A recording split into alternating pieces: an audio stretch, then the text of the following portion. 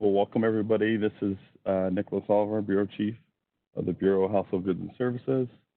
This is our advisory council meeting.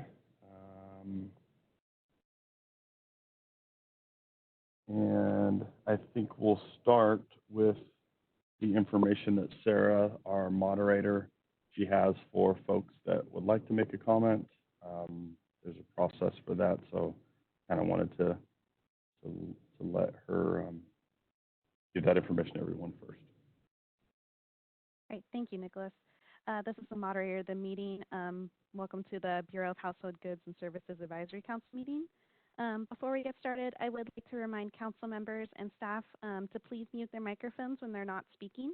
If I detect background noise during the meeting as a result of unmuted microphones, I will provide a brief friendly reminder or simply mute your microphone. For members of the public, once we get to facilitate public comment today, we will be utilizing the WebEx question and answer feature. When the council reaches a point in the agenda at which public comment is appropriate, public comment will be requested, and at the council's direction, I will turn on and announce the opening of the Q&A feature. Members of the public can then indicate that they would like to make a comment by clicking on the icon of a question mark within a square located at the bottom center of their WebEx screen, and we'll share instructions on the screen each time for your reference. We have the instructions up right now. In the Ask field, typically in the lower right-hand corner of the WebEx screen, members of the public who wish to make a public comment will type, "I would like to make a public comment," and send to all panelists. Any other communication will not be responded to. Members of the public, it's not necessary to identify yourself in order to make a comment, and I will take comments in the order they are received. We will call on that member of the public and unmute their microphone, and they will be allowed to give their public comment, and once they are completed, we will mute them and we will move on to the next individual who has requested public comment.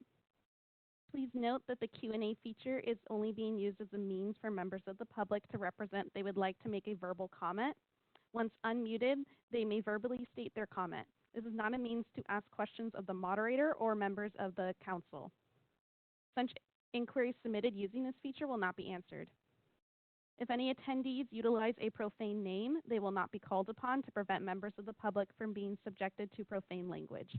While you are free to express criticism or negative views, for the sake of the members of the public participating on the call, please do not use profane language when making public comments to the council.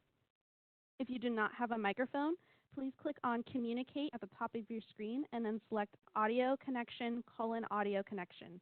If you need further assistance, please refer to the How to Join DCA WebEx event guide that was provided with the meeting link. And that is all I have for my bit. Nicholas, if you want to go ahead and continue. Thank you. Thank you very much, Sarah. So, quick thing, we do have, on our budget update, we have a representative from DCA Budget Office, the DCA Budget Office, but I don't see her name in the attendee list, so I just want to make sure that they are present, whoever is doing that update for us. Do you know the name of the individual? Well, Marie Reyes is the name I have, but again, I mean, I don't see her name in the list. Yeah, it looks like she hasn't logged in quite yet. Okay.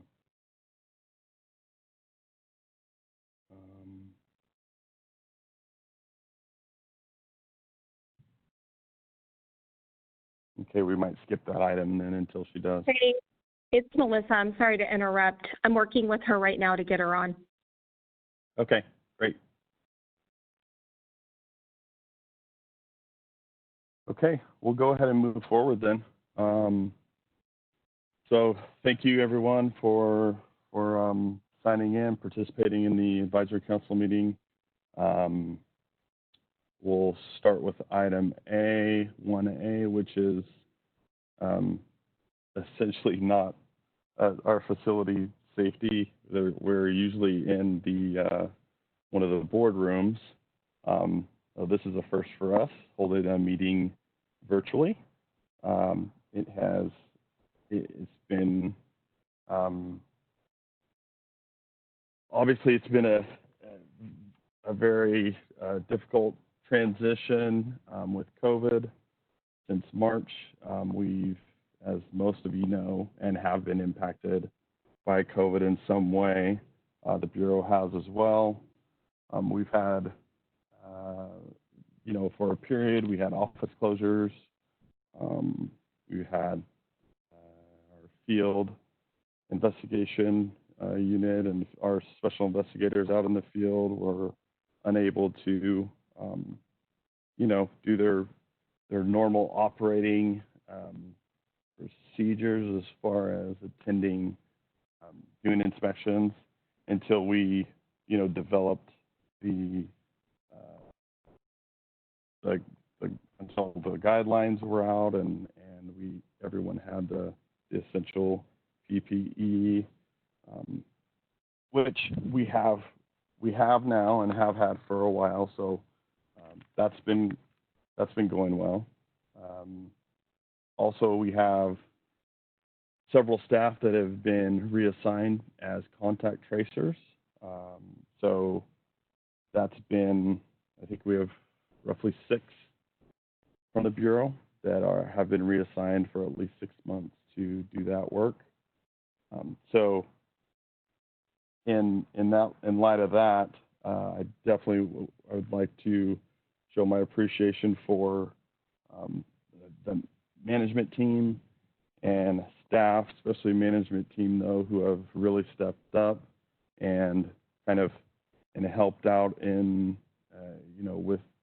with everything that we've needed to do, especially because Rita Wong, the deputy chief, has been assigned as a contact tracer. So all of the supervisors and managers have assumed her responsibilities as well, which is a lot to ask during this time, and it's stressful. And so I definitely want to make sure I'm recognizing them and their efforts to make sure the Bureau is running as smoothly as possible, and that we're still, doing our job and protecting consumers, ensuring that our licensing requirements are being met, and that folks are being responded to in a timely manner, which we have achieved. So thank you all for that.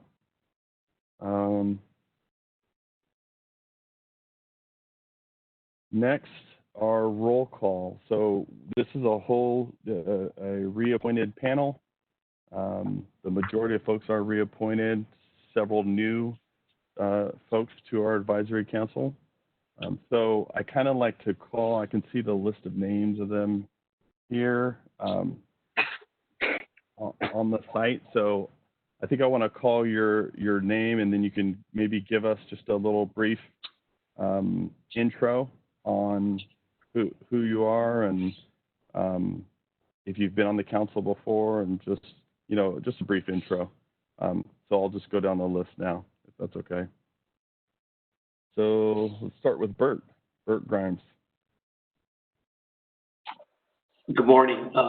My name is Bert Grimes. I'm a furniture manufacturer for over 40 years.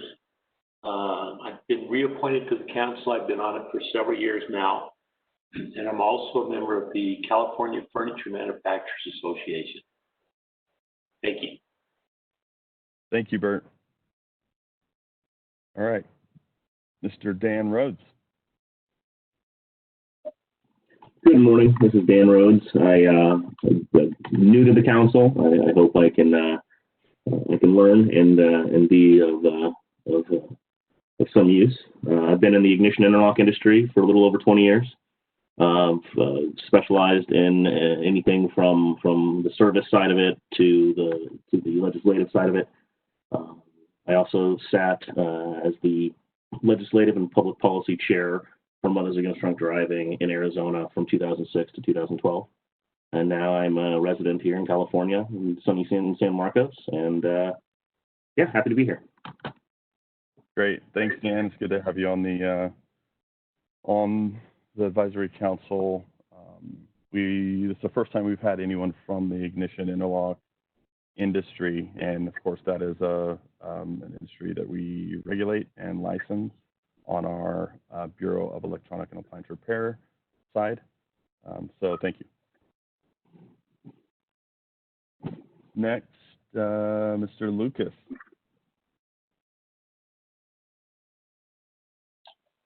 Good morning. I'm a retired research scientist from the University of California at Berkeley in the Lawrence Berkeley National Laboratory, where I studied toxic combustion byproducts for about 40 years, and this is my third term on the council. All right, great to have you back, Donald. Okay, next up, Heidi Sanborn. Thank you and good morning. I'm Heidi Sanborn. I'm the executive director of a nonprofit I formed called the National Stewardship Action Council. I've been working in Sacramento for 30 years on waste reduction and recycling. And I've worked on everything from electronics to carpet and mattresses. And we work very hard to protect consumers as well. So I'm very excited to join the council and look forward to working with all of you. Thank you, Heidi. It's good to have you. Okay, Mr. James Gorelli. Good morning, everyone. My name is James Gorelli. I am president of BringPro, which is an app-based moving and delivery company. I joined the Bureau because once we started this organization, we learned that there's a lot of regulatory opportunities, and we want to try to be a part of that growth. So happy to be here, and thank you for the opportunity. Thank you, James. Okay, next up, Pascal.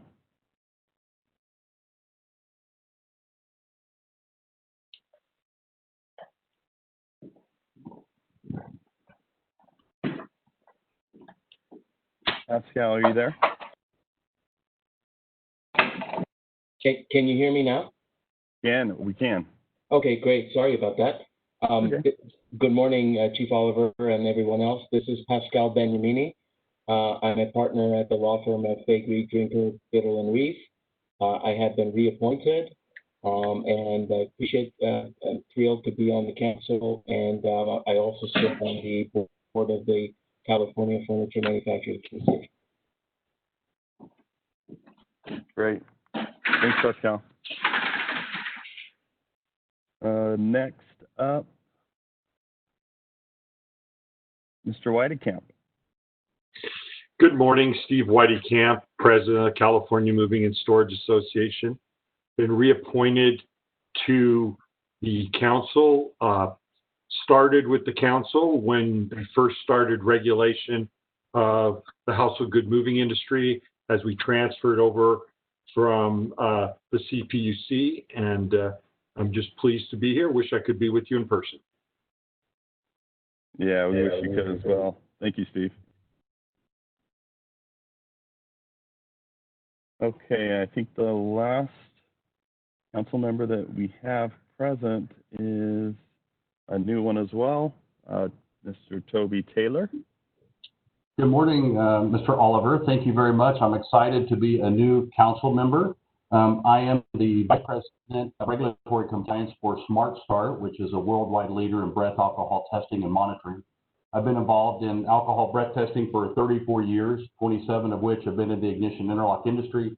I've worked in both the public and private sectors and created a national not-for-profit association providing sustained education and training programs to governmental entities who manage statewide breath alcohol testing programs.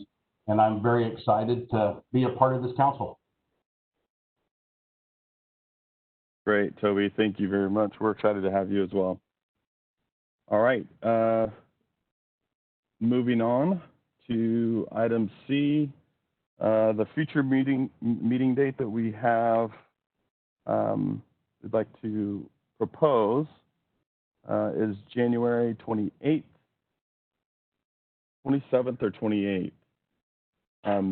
Typically, just for the new council members, we'll propose a meeting date, and then you can kind of look at your calendars really quick and say, you know, what date works for you if either of those do work, and then we can memorialize that. So go ahead and respond if those dates work for you, or one of them. The 28th would be best for me. Okay, thanks, Steve. This is Bert Grimes. Either day is fine. Thank you, Bert. Pascal Beniamini, either date is fine too. Thank you. Toby? Either date's fine for me. Thank you, sir. Okay. Heidi? Okay, so I heard the 28th. Was it the 29th was the other option? Those 27th or 28th? For September. Okay, so the 28th I have. No, for January. Oh, all the way to January. Yeah. January is pretty open, I think, at this point. So yeah, the 27th, yeah, I'm pretty open in January, so I'm glad we're doing 3 months out. Either works. Okay. Okay, great. Dawn? Either work for me, Stan Rhodes. Either date's fine. Okay. So let's go for the 28th. January 28th. Okay, great. All right, well, it looks like we have Marie Reyes on the line. Thank you for joining us. And we'll move to item number 2, our operations update A, which is the budget. Welcome, Marie. Can you hear me? Yes. Oh, thank you. Good morning. Thank you for having me. My name is Marie Reyes. I'm with the Fiscal Operations for the Department of Consumer Affairs. I'm your interim budget analyst for this program. So I'm just going to move along if it's okay with you. Today, yeah, that's fine. Thank you. Thank you. Thank you. Today we have 3 fund conditions that we've presented for you. Currently, fiscal year 1920 has not been finalized yet. We anticipate that to be finalized sometime the end of September or October. The numbers that I'm going to be providing to you is based on the best projection we can provide for 1920. If you don't mind, I'd like to start with home and furnishing and thermal insulation for the fund condition. Which one? Yeah. Now, yes. Okay. Great. Thank you. Yes. Overall, overall, your program, which is in excellent condition for the 3, that's for the home furnishing, for the, let me say, electronic and repair. Everything is in really basically in good shape. That's why I'm kind of excited having this program, because I'm not going to be, it's really, what that means is that you're fiscally balanced, but you're bringing in is more than what you're spending out. Let me break down this, basically this fund condition. The first portion of it is the beginning balance. It is what was carried over on the last fiscal year. Like, for example, the beginning balance for where it says prior year 1920, there's $4.331 million that's being carried over for this year as part of your reserves. The anticipated revenue for 1920 is $5.2 million for a total resources of $9.6 million. The numbers that was in here is based on the first 11 months of the year, or the first 11 months of the fiscal year. And then the prelim 12, or the last month, it's based on projection from prior years and what you were bringing from prior years. So this is this probably would be very, very close when the fiscal year ends. For 1920, what was expended or what was spent was $4.261 million, which you can find on the expenditure adjustment below. So for this fiscal year, you have 4.959 that's going to carry over, for the last fiscal year, for fiscal year 1920, 4.959 is going to be carried over to the current fiscal year, which is 2021. Was that clear? And any questions in that part? Not from me. So council members, if you have questions at this time, feel free to, to ask. Yeah, because I heard that there's a few council members that's new. I wanted to make sure that we're all on the same page in this one. So pretty much what it means for the fiscal year of 1920, home furnishing and thermal insulation has 10.91 months of reserve. What it means is if there's no revenue whatsoever that would be coming in, this program can sustain itself for 10 months, even with the regular spending. Excuse me, this is Bert Grimes. I have a question. What is a healthy reserve? Does the Bureau consider what is a healthy reserve? Because we're going from 2 months down to 6.5 months in 2 years. Well, what happens with this one is that we provide, what you're seeing in 2021 is the appropriation. The program has historically not spent its appropriation. Like, for example, for this year, let me see, just bear with me. To answer your question, a healthy reserve would be about 6 months.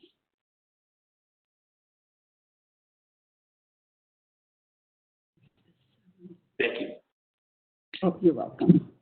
Yeah, this is Don Lucas. I was just wondering, is there any rumors or talk about rebudgeting because of the financial situation of the state because of the coronavirus? Well, we have some work around that has been put in place in regards to that. So there's really no rebudgeting that I'm aware of that's going to be done. We've made all the adjustments already for pretty much for the year, and we're working on the next fiscal year. So yes, good.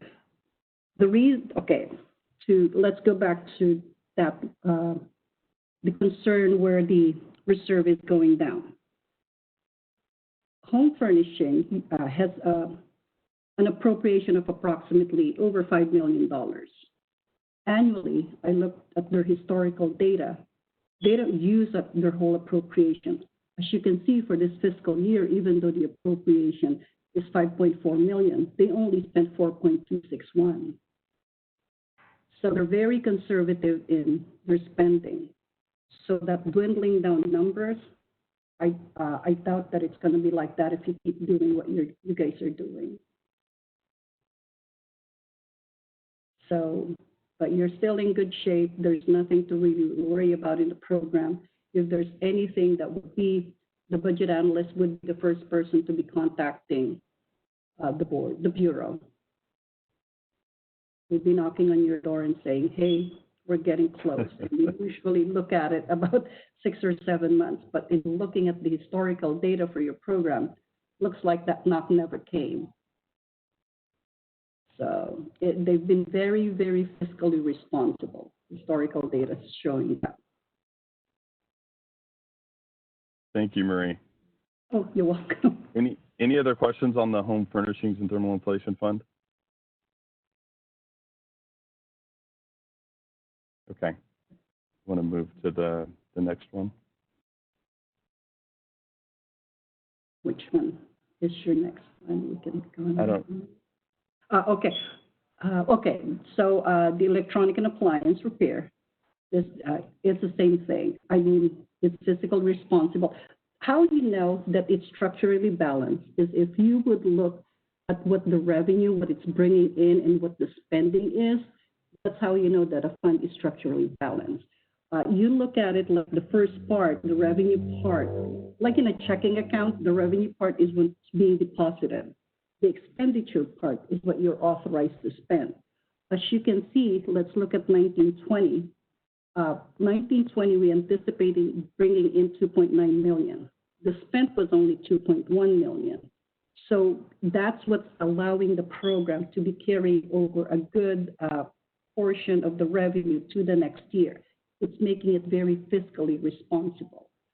This one, as you can see, it's over a year reserve. I mean, it's all close to 1.5. So it's the same thing. I just looked at electronic and appliance historically, even though they're authorized close to 3 million, they're always basically reverting almost 800,000 every year. So hence keeping it a healthy fund. Thank you. Any questions on the electronic compliance repair fund?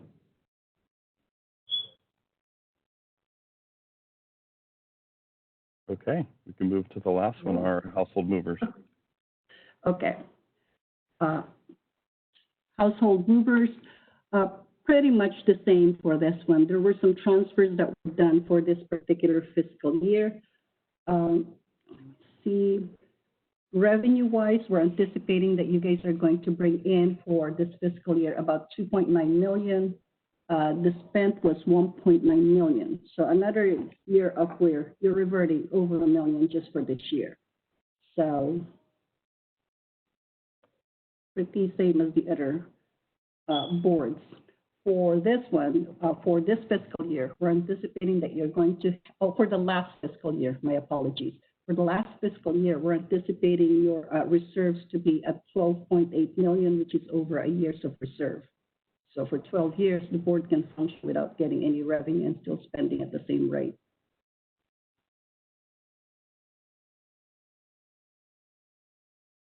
Great, and we still have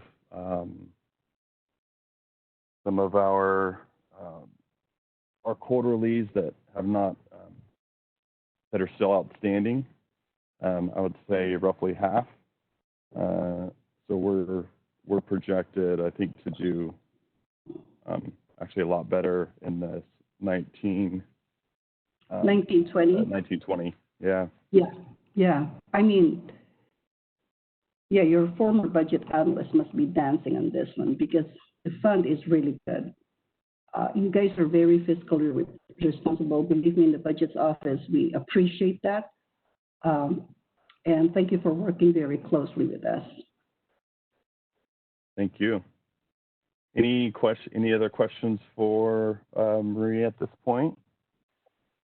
Yeah, this is Steve Weddicamp. My question is on the 2021 renewal fees. The reason that number is less than 1920 is because it doesn't reflect the final quarter of revenue. Would that be? Is that what it is? Let me look at this particular one.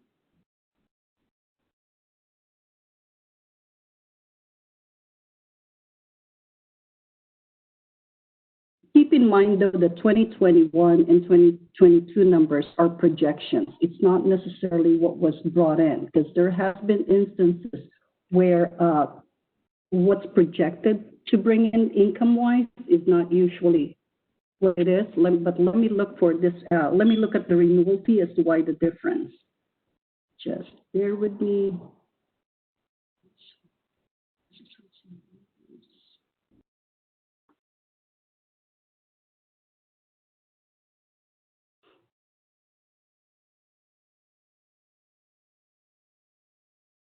Okay, revenue. It looks like there's a big revenue surge in August.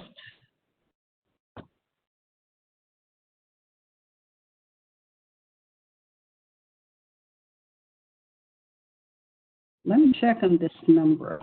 So would it be okay if I get back to you on this one? I can send the email to Melissa as to why this is, because I'm looking at the June projection.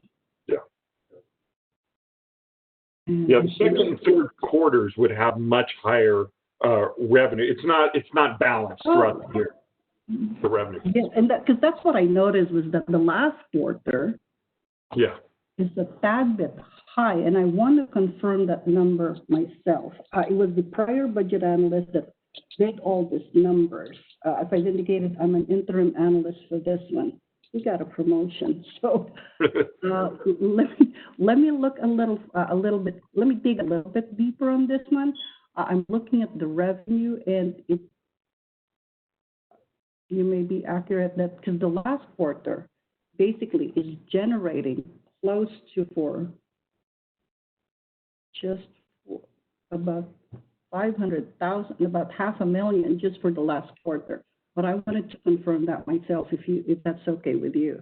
100%. Thank you so much. Just there's a seasonality to the quarters for us. Yes, and I wanted to confirm that to make sure. And what I'm going to do is I'm also going to look at historical data for the last 3 years. So you have a trend of how income is coming, and we can make a better projection. Thank you. This is Nicholas. So the fourth and the first quarters are are much higher than the second and the third, just because the moving industry is obviously, I mean, they're busy during those summer months, right? So that's when the bulk of the revenue comes in from on this fund. There's not a lot of historical data because we just took the program over. We've only had one, I think, full fiscal year. Oh, okay. So far, we've had like 1.5. So there won't be a lot of historical data, but that's how that's just how this industry is over their busy months. So it could be that the projection that was provided was lower, because I'm looking at the initial projection that was provided to us. It's at 2.1 million for renewal. Right. But it's coming in at 2.678. So there's, we've licensed a lot. We've done a lot on the licensing side of or permitting, I guess. Additional permits for the moving industry since we've taken it over, streamlined some of the exams, and made it easier for some folks to get licensed. So be part of it. Also, the housing industry in California right now is doing very well. So that contributes as well, I would say. Yeah. Okay. So would you like for me to get back to you on the numbers, or was that? But I'm looking at what was projection was only 2.1. So that's a good thing that you projected low and then came in at a higher number. Yeah, I think I'm comfortable with that explanation, and just we're just learning together on this process, so that's good. Okay, thank you. Any other questions?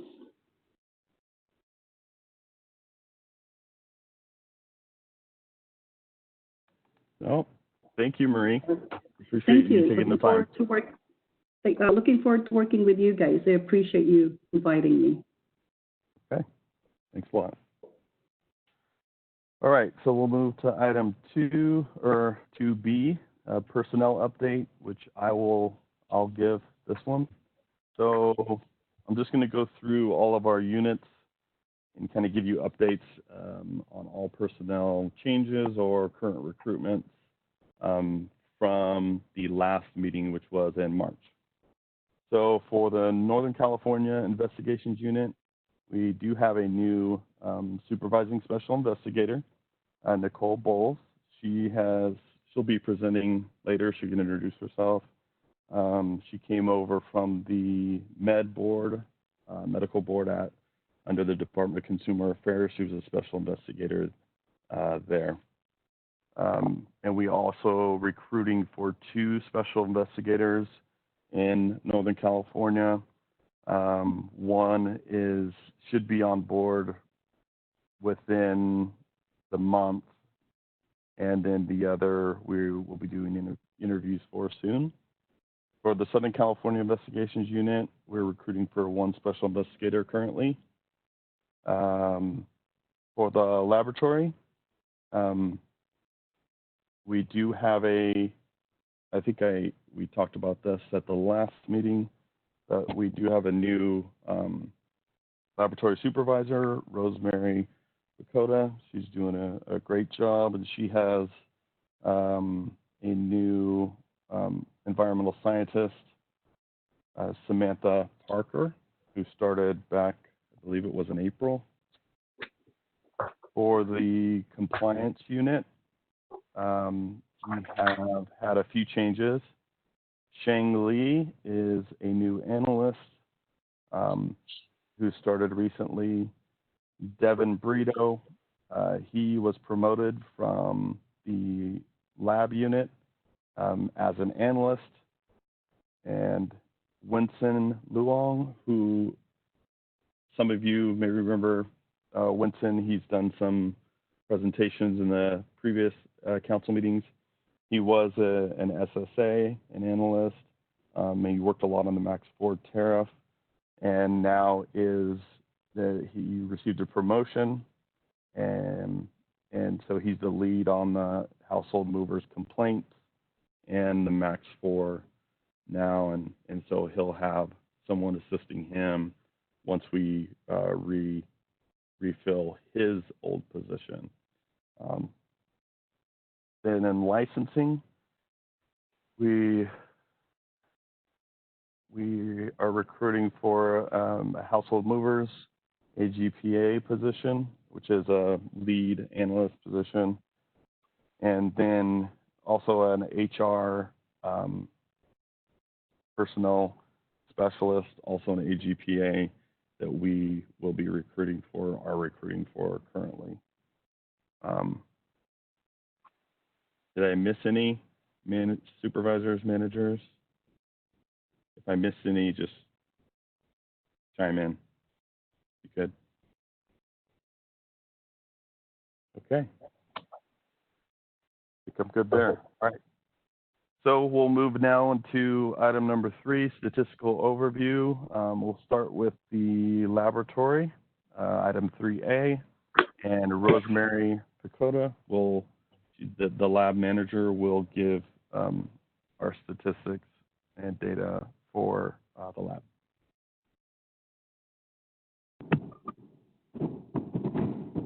Good morning. I am Rosemary Picota, lab supervisor for the Bureau. Contained within the packets you have received, or as noted on the screen, are the lab statistics for the time period of February 21st, 2020 through August 14th, 2020. During this period, much has transpired. California has experienced a shutdown due to the pandemic, along with protests and extensive fires, all of which are impacting many in the state.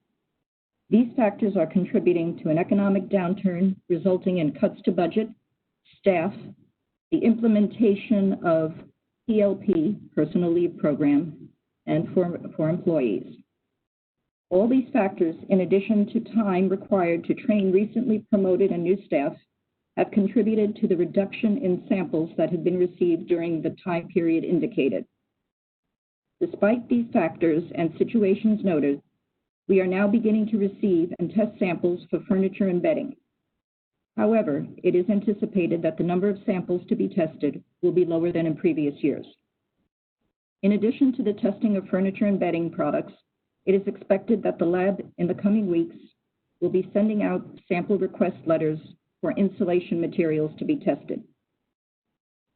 It should also be noted that within the past 2 weeks, the laboratory has completed its 3-day assessment required for furniture and bedding accreditation.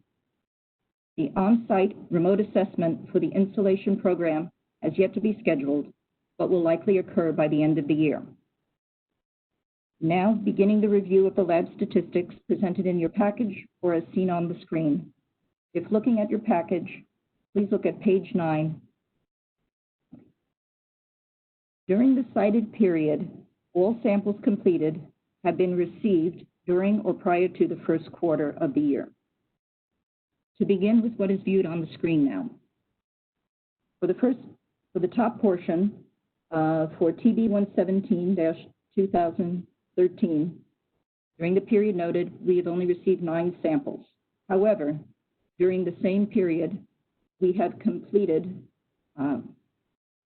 58 samples, 56 of which passed, 2 have failed, for a passing rate of 97% of the furniture samples pass and 3% fail. In the case of mattresses, we have received 3 samples. However, during that period, we have completed 10 samples total, 9 of which have passed, 1 has failed, for a total of a 90% pass rate, 10% failure rate. In the case of thermal insulation, no samples have been received yet. However, 10 reports have been completed and are currently under review. They are passing with a 70% pass rate and a 30% failure rate. Bedding, which does not have flammability tests, one sample has been received. However, 23 samples have been completed and have passed, giving 100% passing rate. Labeling, which is typically of interest for everyone, it should be noted that of the labels that are reviewed, they are, the numbers given are for TB 117, 2013 furniture, mattresses, and bedding. These results indicate that we have a pass rate of 13%, minor violations 41%, moderate violations 43%, and a 3% failure rate for labels. Going on to the next category, it is also of interest that people have requested the manufacturing locations of the items that have been tested. Of the 58 samples that have been completed and tested for furniture 117-2013, 29% are manufactured in California, 4% are manufactured in other states in the U.S., and 67% of those tested are manufactured overseas. For mattresses required to pass, that must comply with 16 CFR 1633, 10 have been completed, 5 or 50% were manufactured in California, 3 were manufactured in other states, 30%, and 2 were manufactured overseas for 20%. The other item that we look at is the flame retardant chemical labeling and analysis. During this period of time, of those samples that were taken in and must comply with the labeling requirements for SB 1019, all of them that have been brought to the lab have no chemicals checked in the contain no flame retardant chemical box check. During this period of time, 7 samples or 7 covered products were sent to DTSC for analysis testing.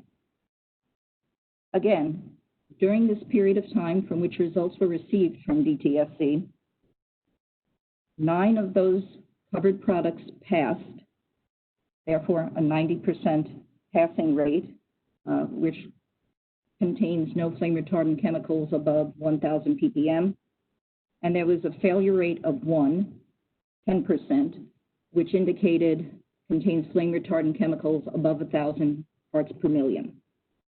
Currently, there is one other product in review at DTSC for which we are waiting results. And that basically completes my presentation.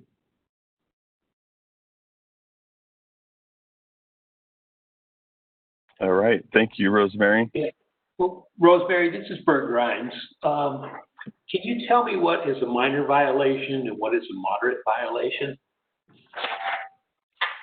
A minor violation is mostly grammatical, punctuation, something that just needs to be cleaned up in the label. Requiring where it's not exactly correct and acceptable. So that just gets a letter to the manufacturer. A moderate violation is a little bit more severe. The moderate violation would be where percentages don't match or fall outside the 5% mark. But most of which we see is that materials in the product have not been identified, or they've identified product materials components on the labels that have not been present in the product.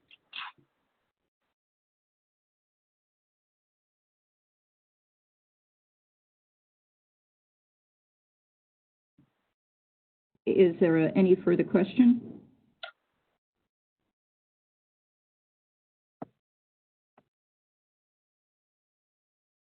Okay.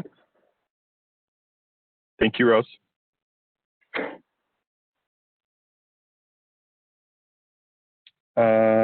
So let's move to item B. That's our licensing statistical update. That's going to be given by Jacqueline Castro, the supervisor for the licensing unit.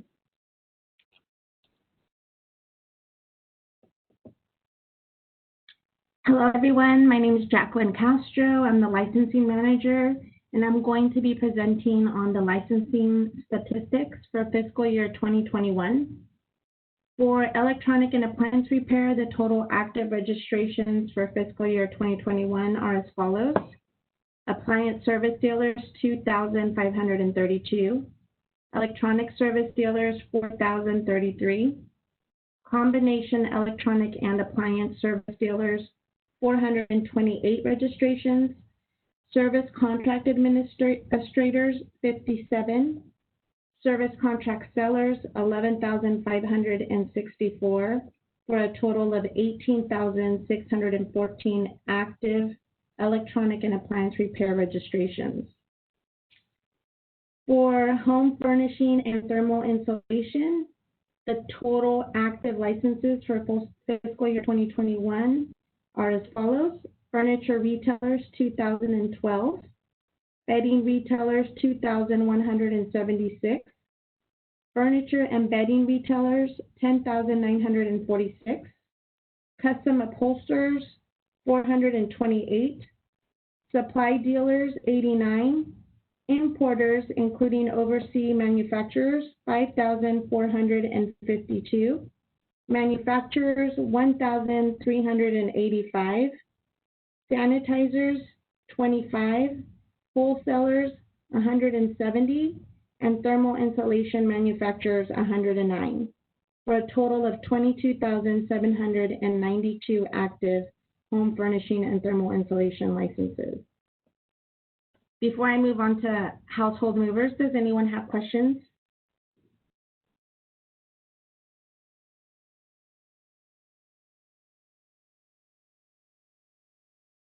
Okay, I'm going to go ahead and move on to household mover permits. There are a total of 7 household mover permits that have been issued for the fiscal year 2021.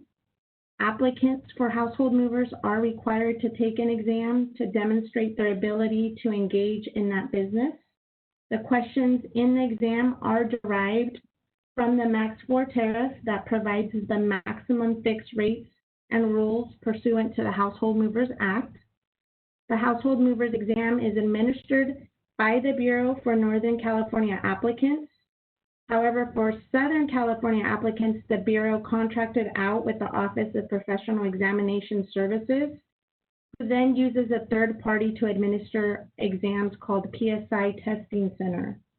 PSI offered the exam to Southern California applicants in 3 locations.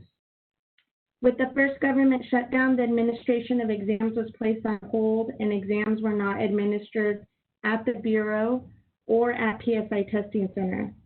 This hold caused a backlog of applicants needing to be scheduled for the exam. However, in July, the Bureau and the PSI Testing Center opened its doors to the public again, and a total of 11 household movers exams were administered. To date, the total active household mover permits are 1,062. Are there any questions about the household mover permits? No question, Jacqueline. This is Steve Whiteycamp. I just want to thank you and your team for always being available to help movers through their licensing issues. We appreciate it. Oh, thank you so much. I'm going to move on now to the household mover quarter report revenue. The gross operating revenue includes all revenue derived from the transportation of property having origin and destination within the state where the revenue derived from transportation performed under a permit that's issued by the Bureau. So every household mover owning or operating motor vehicles in the transportation of property upon the public highways must between the 1st and 15th days of January, April, July, and October of each year, file with the Bureau a statement showing the gross operating revenue that was derived by that person or corporation from the transportation of property. And at the time of filing the report, paid to the Bureau a fee of $15 for each quarter. $5 from each of the $15 quarterly base fee is allocated on a quarterly basis to CHP Motor Carrier Safety Improvement Fund. So for fiscal year 2019-2020, the household mover quarter revenue thus far is $2,522,198.15. I did want to bring your attention that there are still quite a few second quarter reports the Bureau has not received. The due date for this report was August 14th. However, notices have been mailed out to all the movers, and we anticipate they will start flowing in. Are there any questions regarding the quarter revenue report?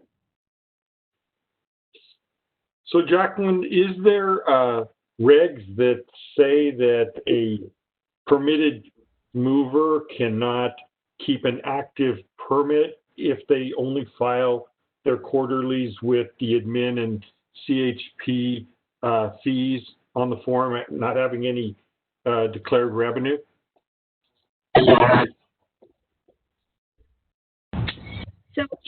So if there's no declared revenue, they still have to submit their quarter reports, and they still have to submit it with the $15 admin fee, which includes the CHP in it, with the $5. So it'd be 10 would go to the Bureau, and the 5 would go to CHP. So yes, they still have to submit their form. They still have to submit the $15, and no, they don't have to submit revenue if there isn't any revenue for that month. So is there an indefinite number of quarters that a carrier could choose to do that, a mover could choose to do that? Sure there is. So in our system, we give them 4, right? So 4, we always tell them there can't be 4 consecutive. So we pretty much keep an eye on that. The system lets us know, hey, they're impending termination based on not reporting revenue. So they can do up to 3 with the $15. And then when they come up to the 3, we send them a notice letting them know, hey, you're coming up on termination. If you submit the 4th quarterly report and it has no revenue, then your permit will be automatically terminated. All right, thank you.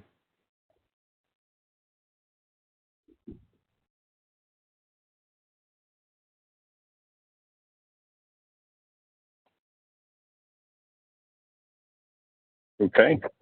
Any other questions?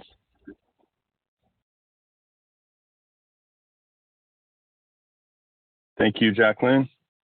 Let's move on to our consumer complaint statistics, given by Kelly Williams, manager of the CU, and Winston Luong, who will be reporting on the household mover side.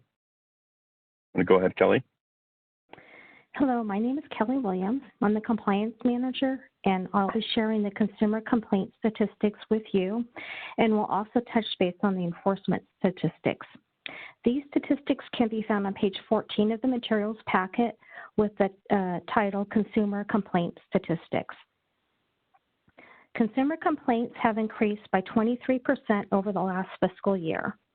The Electronic and Appliance Repair Division, also referred to as EAR, and the Home Furnishing and Thermal Insulation Division, referred to as HEFTY, had a total of 686 complaints in the fiscal year 2018-2019 and 850 in the fiscal year 2019-20.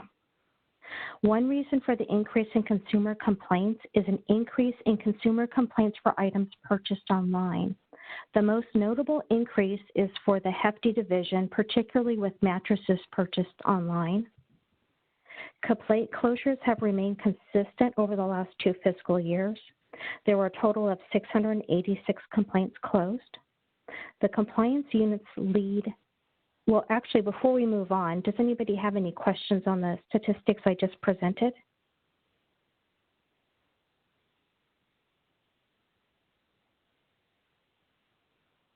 Okay, Okay, the compliance unit's lead household home movers analyst, Winston Luong, will go over the movers' complaint statistics.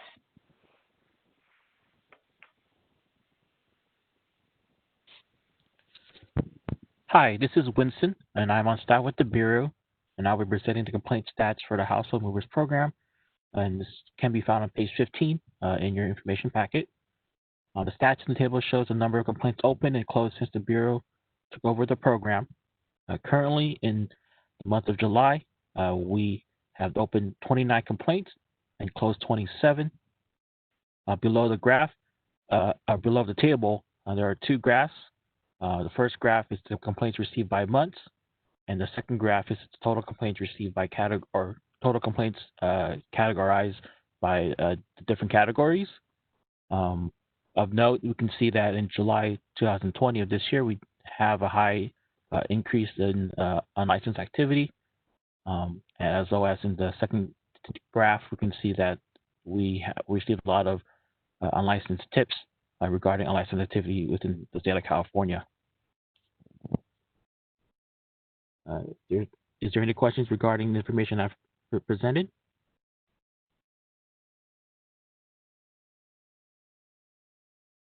If there's any questions, then I'll return it back to Kelly Williams. Thank you. Hello, this is Kelly again. The enforcement statistics can be found on page 17 of the materials packet. The first enforcement statistic I'd like to discuss is telephone disconnects. When the Bureau has exhausted all efforts to educate and assist unlicensed businesses in becoming licensed, the Bureau has legal authority to request the Public Utilities Commission order advertised business telephone numbers to be disconnected. We refer to this action as telephone disconnects. In the fiscal year 2019-20, the compliance unit requested a total of 7 telephone disconnects, which is a decrease from prior years. In March 2020, California went into a shutdown mode due to the pandemic. At that time, there was a moratorium placed on evictions. A decision was made to place a moratorium on telephone disconnects as the threat of unlicensed activity was reduced as small businesses were shut down. We were concerned that once a business telephone was disconnected, there would be difficulty having the phone reconnected once the business became compliant. Looking at internal case investigations. Internal case investigations generally result as an offshoot of a complaint. For example, we may receive a complaint against a business and then identify the business has multiple unlicensed locations or that illegal activity cited in the complaint is occurring at multiple locations. As each location is required to have its own license and any enforcement action is taken against that license, one complaint could result in additional internal investigations. In the fiscal year 2019-20, the Bureau opened a total of 393 internal case investigations and included 353 investigations for ear and hefty combined. This is a decrease from the previous year. Before I move on to citations, does anybody have questions on internal case investigations or telephone disconnects?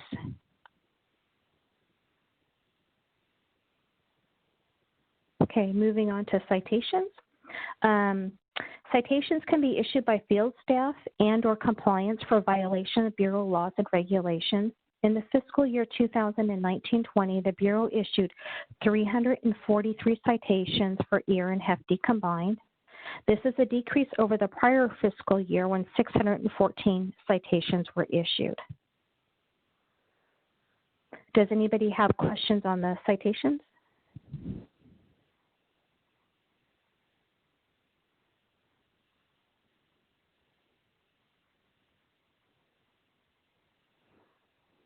Okay, well, thank you. That concludes my section of the meeting. Thank you, Kelly and Winston. If there aren't any questions there, we will move to item D, which enforcement and investigations. This is more of the field statistics that will be given by Nicole Bowles.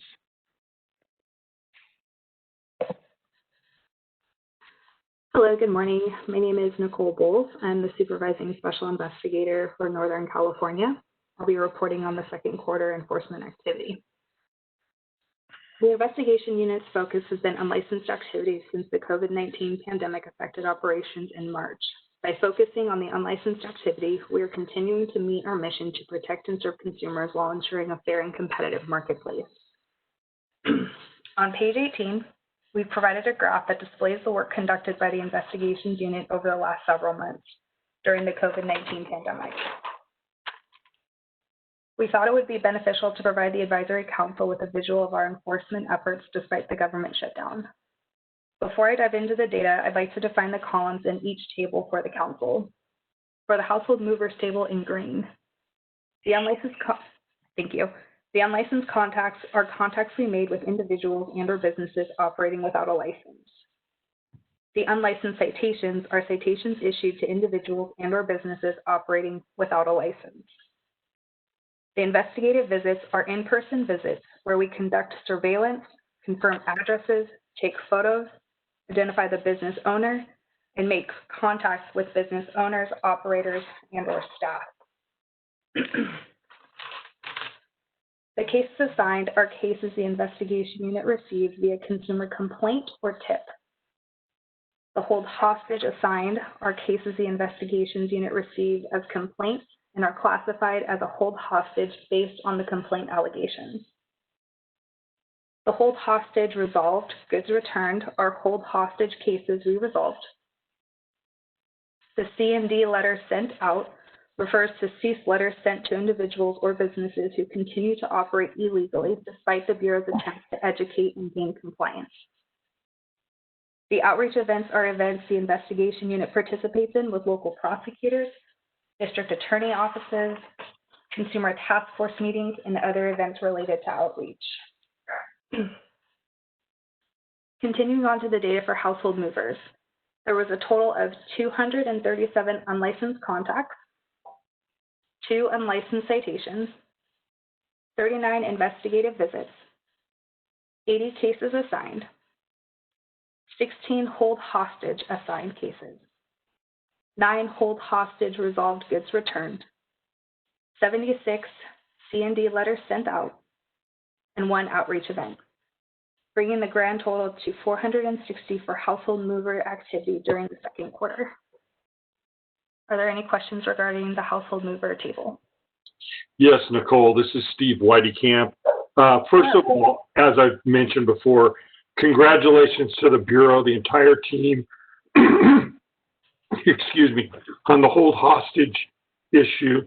You guys are doing great work there, and that's to be commended. When I look at the total number of unlicensed contact versus activity, it causes me a slight pause. And so let me help me to understand. So the unlicensed contact is just initial telling somebody, hey, you may not know this or not, but you're not following the law. The investigative visits are the follow-ups. So is that accurate? So of the 94 for July, 29 of that 94 are follow-up visits?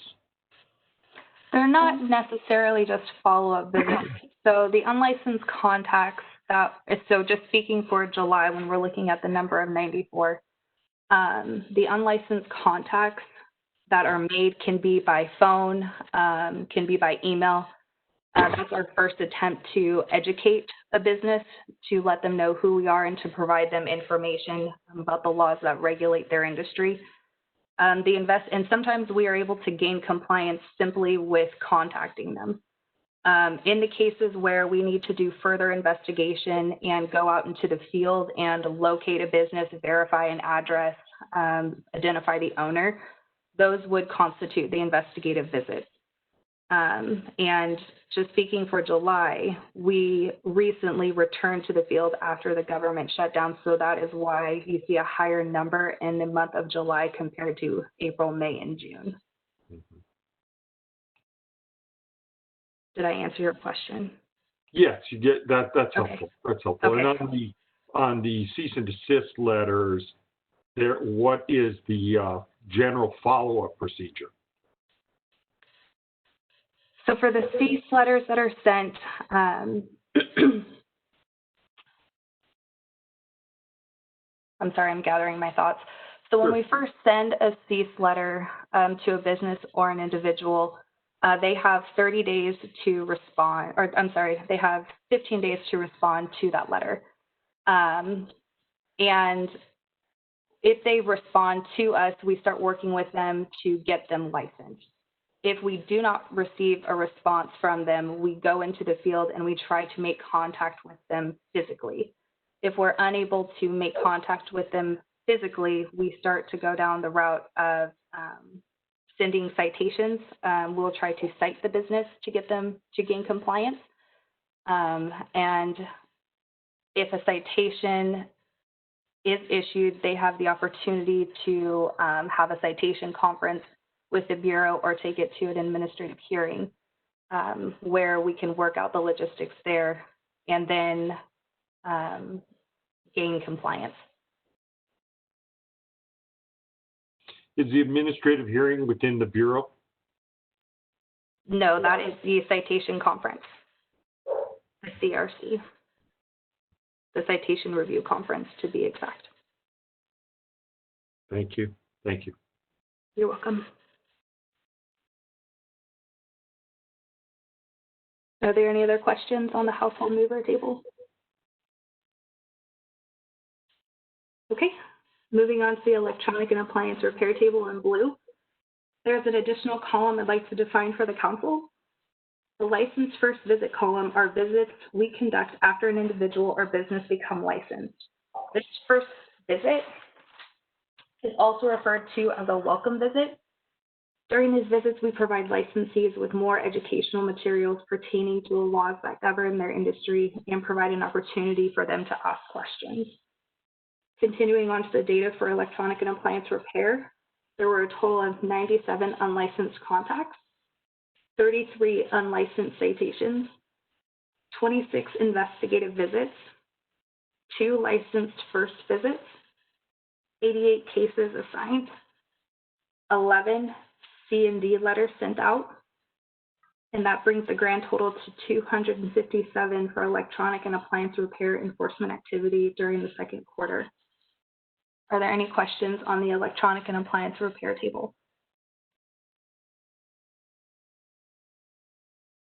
Okay, moving on to home furnishings and thermal insulation, the table in yellow. There's an additional column I'd like to define for the council. The lab samples obtained are upholstered furniture and or mattresses obtained on the behalf of the lab for testing purposes. Continuing on to the data for home furnishings and thermal insulation, there were a total of 155 unlicensed contacts, 31 unlicensed citations, 22 investigative visits, 2 licensed first visits, 63 cases assigned, 12 lab samples obtained, 8 C&D letters sent out, and that brings the grand total to 293 for home furnishing and thermal insulation enforcement activity during the second quarter. Are there any questions regarding the home furnishing and thermal insulation table? Yeah, this is Bert Grimes. On the lab samples that you obtained, are they from manufacturers, wholesalers, or retailers? Is it a mix of them, or is it one particular area where you're picking up the samples? Speaking just strictly for the month of July, these samples were obtained from manufacturers, and those manufacturers were licensees that had not been tested in some time. Okay, basically then they were California manufacturers? That is correct. Yes. So what are we doing to get samples from non-California manufacturers? Because California manufacturers are only 9% of the licensees. Correct. The Bureau recently, I'm sorry, go ahead. But yet we have 100% of the samples that are obtained from California manufacturers that are basically, 9 or 10% of the licensees in the state California? So that is on the number 12 was only for July. Again, with the government shutdown, we were unable to go into the field and obtain samples for the lab to test. We recently obtained a credit card that allows us to make online purchases of upholstered furniture so that we're able to test furniture outside of California. Okay, thank you. You're welcome. Hi, Bert. This is Nicholas. So as you know, we have been focused on obtaining samples, not just last time, just because we were, as Nicole said, with the shutdown, we were unable to, go to those large distribution centers and the importers to, to get the international manufacturers. So in the past, though, that has been our focus. And we will get back to that. And with the addition of the option to use a credit card to purchase from online retailers selling into California, which there's a lot more that we will be doing in that market. You'll see the stats going back to, a lot of international folks being sampled or folks outside of California. Perfect, thank you. Thank you, Nicholas. Are there any other questions? Okay, continuing on to page 19, we have the investigation unit sweep statistics. A sweep is defined as targeted enforcement against unlicensed businesses in a concentrated area such as city or a county. Sweeps can include all of our regulated industries or focus on one of our industries. The most recent sweep was conducted on 7/29/20 in San Jose. The first program is household movers. There was 1 contact made, 0 citations issued, 0 cease letters delivered, and 2 investigative visits without contact. The next program was electronic and appliance repair. There were 3 contacts made, 2 citations issued, 0 cease letters delivered, and 2 investigative visits without contact. The final program was home furnishing and thermal insulation. There was 1 contact made, 1 citation issued, 0 cease letters delivered, and 0 investigation visits without contact. Next, we have the San Bernardino sweep on 7/15/20 through 7/16/20. The program focus was electronic and appliance repair. There were 12 contacts made, 10 citations issued, 0 cease letters delivered, 3 investigative visits without contact, and 8 applications were received as a result of this sweep. Moving on to San Diego. This sweep was conducted on 7/15/20 through 7/16/20. The program focus was household movers. There were 11 contacts made, 2 citations issued, 4 cease letters delivered, and 5 investigative visits without contact. Are there any questions about the sweeps?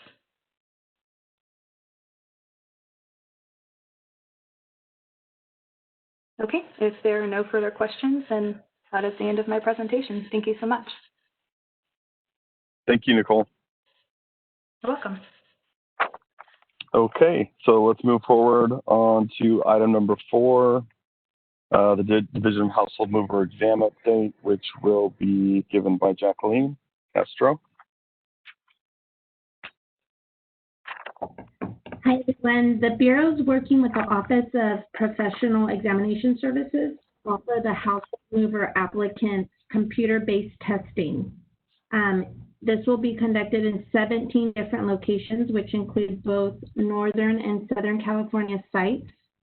In addition to that, applicants will also be offered 22 nationwide sites to go to that are out of state. The Bureau is anticipating a tentative start date of mid-September. Are there any questions?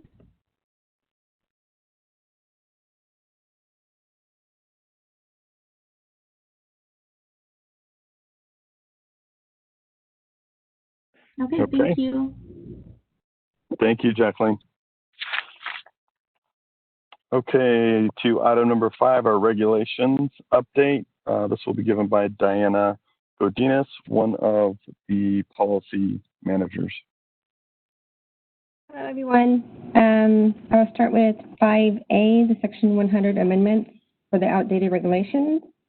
Section 100 of the California Code of Regulations allows for a simplified process to amend regulations, provided that the amendments do not materially alter any requirement, right, responsibility, or condition. Since these types of amendments are without regulatory effect and not subject to the formal rulemaking process, the rulemaking is not subject to the 45-day comment period.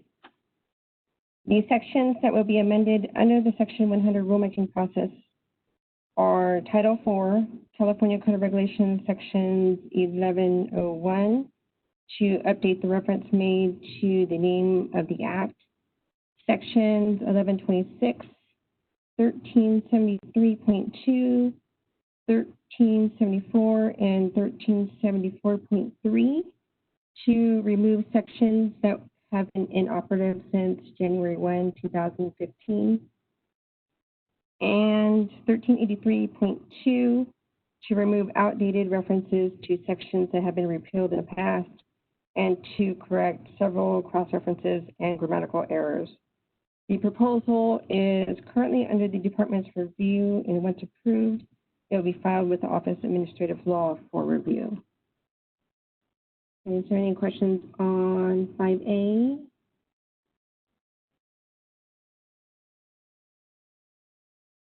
Okay, I'll move on to, it will actually be 5B and 5C.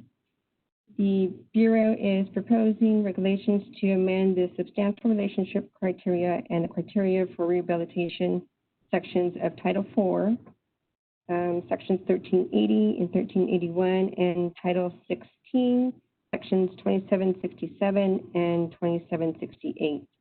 The proposed amendments will provide consistency with provisions of Assembly Bill 2138, signed in 2018, which requires the Bureau to develop criteria for use when considering the denial, suspension, or revocation of a license, and to determine whether a crime is substantially related to the qualifications, functions, or duties of the professions it regulates. Assembly Bill 2138 provides for the denial, revocation, or suspension of a license on the grounds that the applicant or licensee has been subject to formal discipline by a licensing board within the preceding 7 years from the date of application or professional misconduct that would have been cause for discipline before the Bureau. Also convicted of a crime within the preceding 7 years from the date of application that is substantially related to the qualifications, functions, or duties of the business. However, the preceding 7-year limitation does not apply to a conviction of a serious felony as defined by Penal Code Section 1192.7. The public comment period has concluded for both rulemaking packages and is pending the department's review of the final statement of reasons before submittal to the Office of Administrative Law for review. Any questions on those 5B or 5C? I'll move on to 5D. This is for the household movers regulations. The initial rulemaking proposal for the household movers regulations is also under review by the department. This rulemaking proposal establishes the initial enforcement, substantial relationship and rehabilitation criteria, and advertising regulations implementing the Household Movers Act under the Bureau since the program was transferred to the Bureau in 2018. Once approval is received, the rulemaking will be noticed with the Office of Administrative Law commencing the 45-day comment period.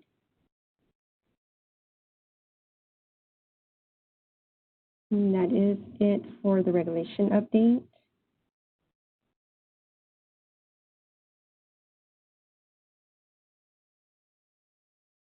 There's no further questions. Thank you, Diana. Are there any questions about any of those items in the regulations update? This is Steve Whiteycamp. As a council member, can we get some kind of notification when the 45-day public comment comes forward for any of the regulations in the Bureau?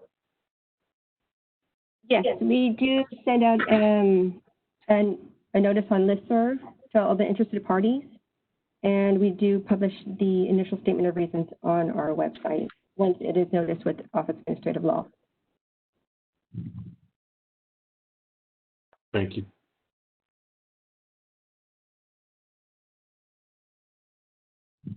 Okay, if there are no further questions, thank you, Diana.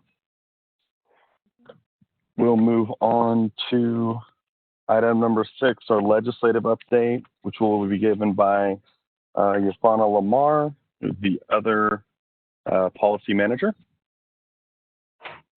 Hi, good morning, everyone, and welcome to the new members. We're happy to have you. Before I go into the agenda, some quick information about the legislative process. Legislative sessions are held over a 2-year time periods beginning in odd-numbered years. So this is the second year of this legislative session. So any bill that's been held cannot come back next year. If the idea is to be pursued again, it would have to be reintroduced in another bill during a different legislative session. The next 2-year session begins on January 4th when the legislature reconvenes. The full legislative calendar for 2021 has not been released, but it should be out by the next advisory council meeting. Are there any questions about the legislative timelines? Okay. I am going to give an update on AB 2138 implementation. There aren't any materials for this in the handout, so this is just an update. AB 2138, which Diana spoke about, became effective on July 1st, 2020. The Bureau has been working to implement this legislation, including updating internal processes, training staff on newly effective requirements and prohibitions, amending regulations, and other changes. One of those changes is that AB 2138 requires programs to collect and report to the legislature race and gender information of applicants for whom the Bureau uses substantially related criteria in making licensing determinations. The department developed a survey so when substantially related criteria is used, the applicant will receive a survey which will be submitted anonymously to the department, and this will allow programs to meet the reporting mandate while allowing the data to remain confidential. In addition, AB 2138 prohibits most programs from asking about criminal convictions. However, the Bureau is exempted. So in other words, we can continue to ask about criminal convictions on our applications. Even though we are still allowed to ask that question, we reviewed our applications to determine whether changes needed to be made to be AB 2138 compliant. For Erin Hefty, we do not need to make changes. However, during our review, we noticed other updates that we need to make to the applications. We're currently working on those. For household movers, because we require fingerprints, we're going to remove the criminal conviction question from the application, which will eliminate a couple pages. I hope that makes Steve happy. We are identifying other updates as well, which we're working on, but because the application for household movers is so comprehensive, this will take some time, but we are working on it. When the new application forms are adopted, we'll post them to our website and notify everyone via listserv. Are there any questions about AB 2138 implementation or the application review that came from it?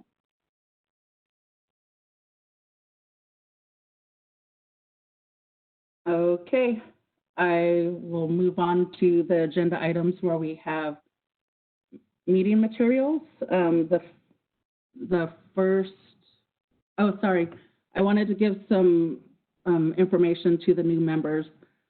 We usually report on legislation that impacts Bureau operations, but we also follow legislation that impacts licensees and industries. For example, this year we followed more than 40 bills. If any advisory council member would like us to report on any specific bills, let us know, and I will do that during the advisory council meetings. So the first bill on the agenda is AB 1616. The bill language begins on page 21 of the materials. This is authored by Assemblymember Lowe. This bill would have required the Bureau to update or remove information about revoked licenses after receiving a request from the licensee within 90 days. And this is related to an expungement order that was connected to a conviction that was used to make a licensing determination. The bill would have authorized the Bureau to charge a fee to the person seeking to have their information that's publicly reported removed from the website. But this bill was held in the Senate Committee on Business, Professions, and Economic Development. Are there any questions about AB 1616?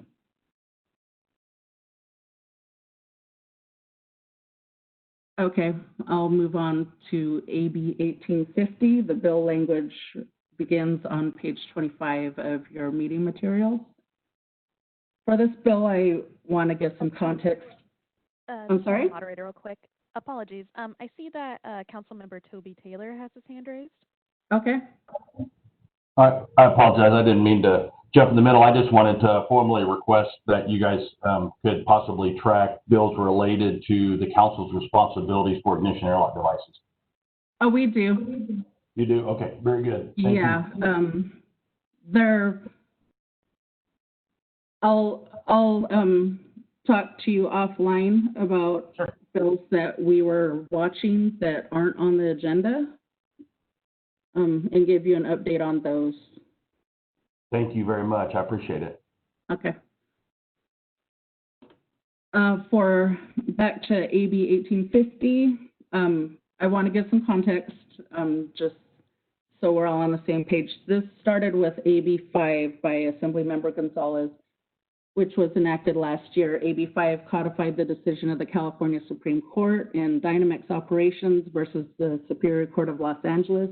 The decision changed the way many businesses classify employees and independent contractors, specifically by presuming all workers are employees and placing the burden of proving independent contractor status on the employer.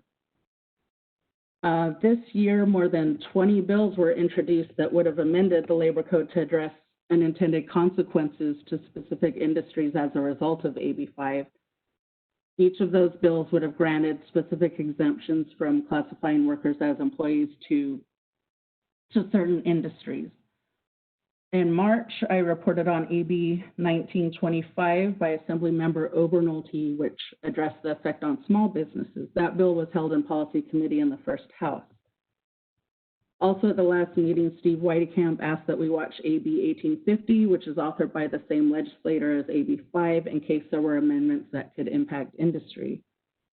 AB 1850 was held in the Senate Committee on Labor, Public Employment, and Retirement.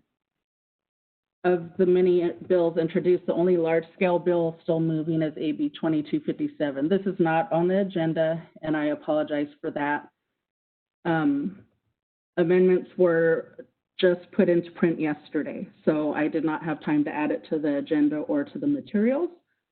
But that bill, AB 2257, was amended to incorporate many of the changes proposed by 1850, which was held, such as exempting workers in specific industries.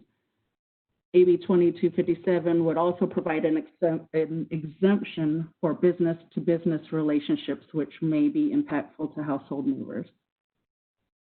This AB 2257 is currently on third reading in the Senate, and if it passes the floor vote, it would need to go back to the Assembly for a concurrent vote.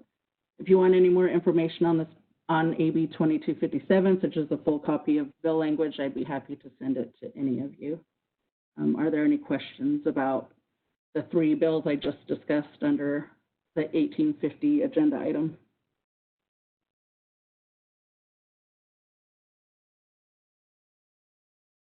Okay, I'll move on to AB 20. The moderator again. I see Toby Taylor still has his hand raised. I don't know if that's left over from last time. or if you That is left over from last time. Okay, you'll have to click the button again to lower it. Oh, okay. Thank you. You're welcome. Okay. So, agenda item 6D, AB 2185, the bill language begins on page 30 of the material. This is by Assemblymember Patterson. This bill would have required each program under the department to issue a license if the applicant held a license from another state that was in good standing and if the applicant met certain requirements. I reported on this bill in March, at which time the Bureau had concerns the bill only took into account whether the applicant met education and experience requirements. But at the time, the bill did not consider other factors of licensure, such as insurance or fingerprinting, which are required for household movers. Those concerns were addressed by amendments made on May 13th, but the bill was held in the Assembly Committee on Business and Professions, so it is no longer moving. Any questions on AB 2185? Okay, moving on to 6E, AB 2460, that bill language begins on page 35. This bill would have granted an exemption, this is authored by Assemblymember Daly. This bill would have granted an exemption from Bureau household mover permit requirements. And for lack of a better term, this exemption would have been for storage container delivery companies. When the storage container is packed by a person other than an employee or agent of the company. In addition, the permit exemption would have resulted in an exemption from complying with the tariff. The hearing for this bill in the Senate Committee on Business Professions and Economic Development was canceled at the request of the author. Are there any questions about AB 2460?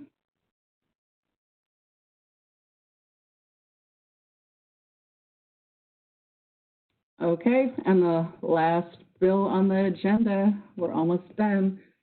SB 878 by Senator Jones. The bill language begins on page 39. This bill would require each program within the department to display on their websites and update on a quarterly basis either the separate average time frame for processing initial applications and renewal applications, or the combined average time frame for processing all license applications. This bill would also require each program to post the averages for every license type administered by the program. So the Bureau has 16. So depending on how we report it, we would either be posting 16 averages or 32 averages, depending on which data point we report. This bill has a proposed delayed implementation date of July 1st, 2021. This bill is currently on the consent calendar. Those are bills that are non-controversial, have received 0 no votes, and have not had any opposition throughout the legislative process. Bills on consent are up for a floor vote, and there's 1 vote for the entire calendar, so they're voted on a group rather than conducting separate votes for each bill. Although this bill is on consent, it was amended by the Assembly, so it will have to go back to the Senate for a concurrence vote. But, you know, as I said, it has received 0 no votes. Are there any questions about SB 878? Okay, well, thanks, everybody. Fauna, this is Steve Whiteycamp. I just wanted to say this has been the strangest legislative session that we've ever seen, and I want to thank you for keeping us updated with the most current information about bills that impact the Bureau and the programs that they control. So thank you much for that. Thank you for that. It has definitely been a wild year.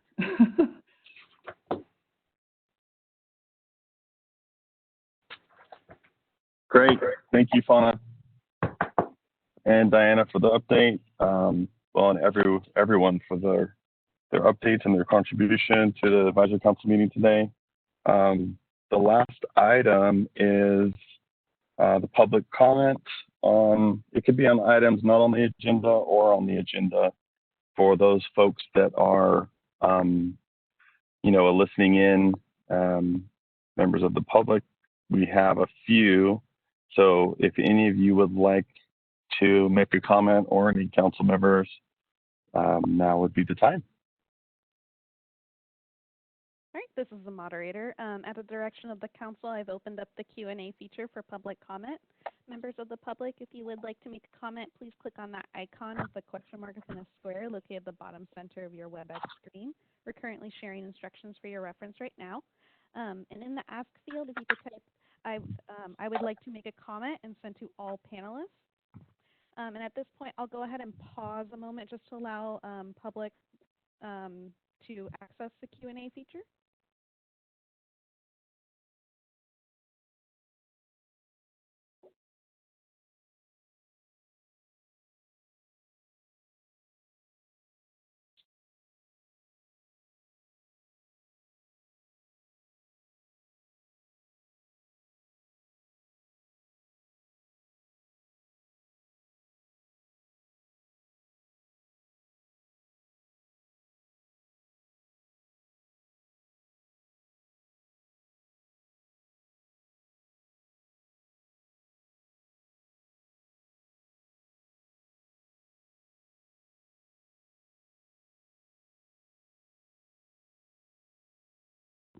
All right, this is the moderator again. It looks like at this time there are no, oh, I apologize.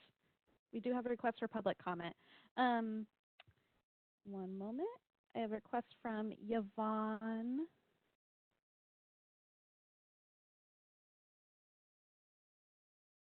Yvonne, I'll be unmuting your microphone now so you can make your comment. Hi, my name's Yvonne, and I wasn't sure how this was my first time attending the meeting, and I did have some questions from earlier presentations. And so is this appropriate for me to ask now, or is it just for the last section of the meeting? So it's appropriate to ask now. Oh, great. Okay. So my question was earlier regarding the labeling inspections. First of all, is that, my understanding from that presentation is that that only items with labels that are marked with no flame retardant chemicals are picked up, or is there a reason why some that are checked yes to determine whether it's above the 1,000 parts per million? That was my first question. So we acquire products that are checked. Well, none should be checked yes anymore. So we would definitely pick those up if we did see that as of January 1. However, we don't only acquire those types of products. We essentially require all, or we will acquire all products. But if it is checked yes, and we find a label that is checked yes, we will absolutely test that product. If that answers your question. Yes, it does. I just wanted to make sure because I'm finding that, even if it's marked no or if it should be marked yes, since it's not required typically for manufacturers to test for flame retardant, it's more of a declaration, and I'm finding that that's not, in fact, true, despite the declaration. So I was just wanting to make sure that if it is marked yes, that it will also get picked up. So that does answer my question. The second question I have is regarding the online purchasing. Now that you'll be making, purchases online, since there is no legal labeling requirement online as it is for, like, say, Prop 65, how will you know how to target which products that are sold in California? So I think, or the California consumer. Yeah.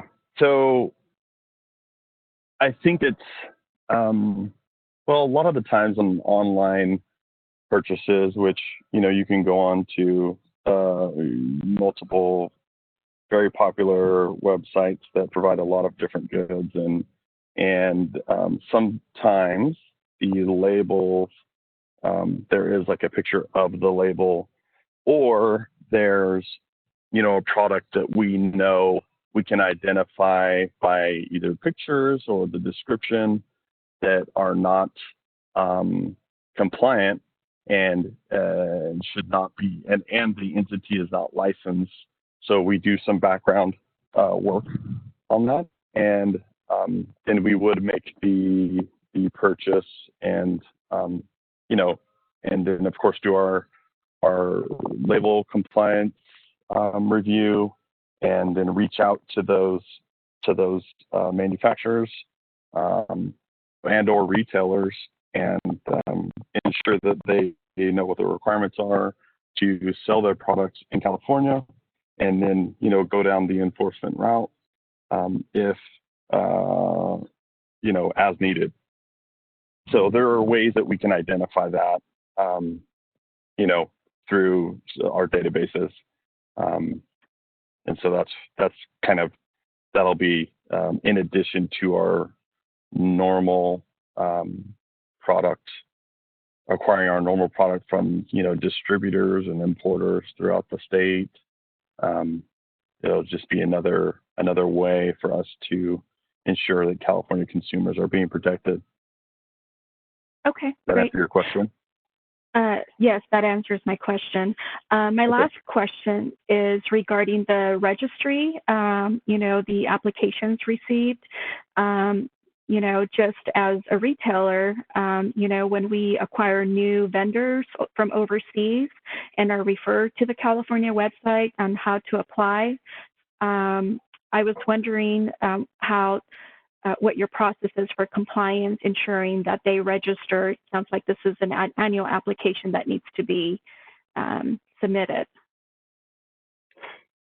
So I am not 100% sure on that part. Is there one of the staff members or management that could answer that question?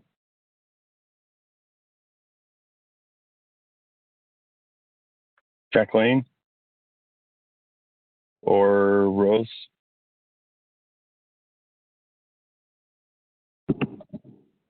This is Rose. Could you please repeat the question? But I believe Yes. It was more in the applications and licensing. So we might be a little out of my field. I'm in the lab, but let's see what I can do. Go ahead.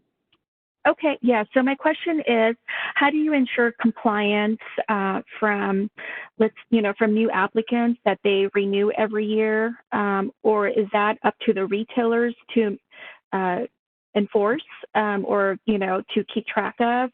For example, we have some new vendors that are from overseas, and so I typically refer them to the website to, you know, so that they can apply for a registry license number and be registered in California.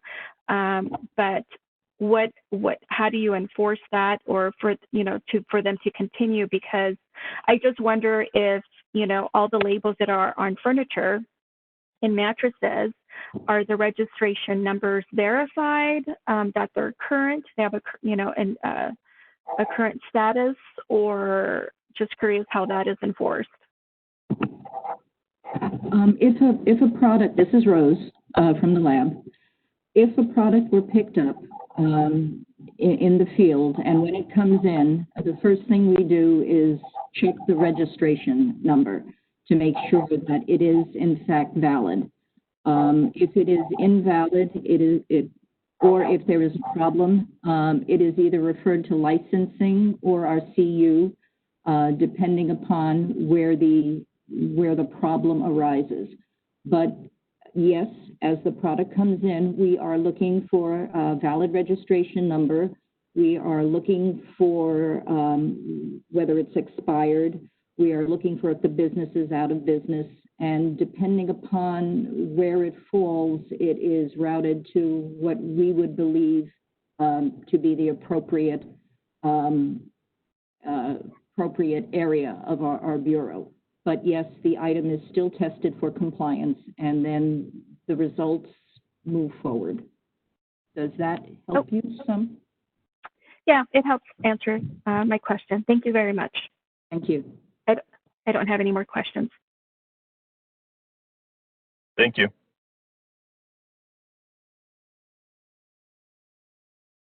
All right, this is the moderator. It looks like there are no further requests for public comment. Would you like me to still keep it open or close it? Well, if there aren't, then we'll adjourn.